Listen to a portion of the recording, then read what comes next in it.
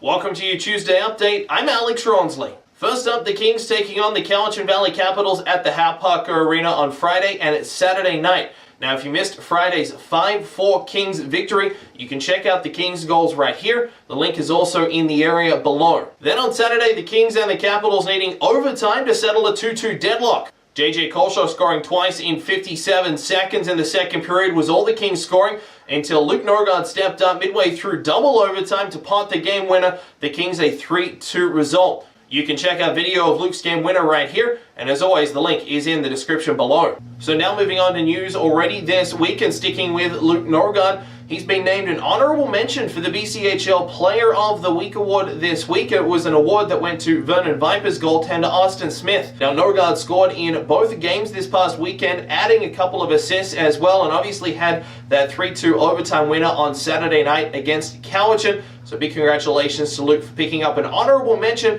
for this week's BCHL Player of the Week award. Now in the CJHL's top 20 rankings, the Kings up 7 spots to 8th overall in the country. This is a week after dropping 7 spots to 15th.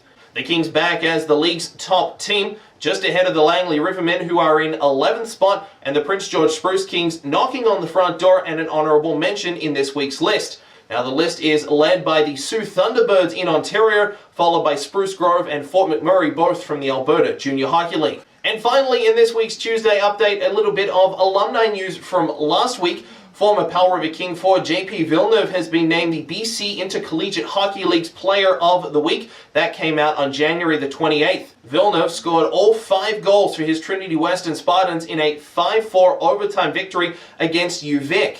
With his team down 4-1 and obviously scoring in the game already, Villeneuve rattled off the natural hat-trick to tie it up at 4 after regulation. He then got the overtime game winner to give his club the 2 points. Villeneuve leads his team in scoring, almost triple ahead of second place. He has 17 goals and 12 assists from 19 games so far this season. So that'll just about do it for this week's update. The Kings getting set for a very busy stretch over the next little while. 6 games in 9 days starting on Friday night as the team hosts the Coquitlam Express live from the Hat Parker Arena. Now it's a 7:30 opening face-off, and Coast Realty is putting on their game night and have some discounted tickets available from their office. You want to get them though because supplies are limited. The United Way will also be there with their balloon pop. Now Saturday and Sunday, the Kings over to Vancouver Island, where they'll visit Cowichan and Victoria before returning home for a couple of days, then visiting Alberni Valley midweek and returning back for a couple of games at the Hat Parker Arena the following weekend. That's your Tuesday update. Tomorrow on the blog, we'll have a long overdue stat update with our Kings alumni playing pro and collegiate hockey all around the world.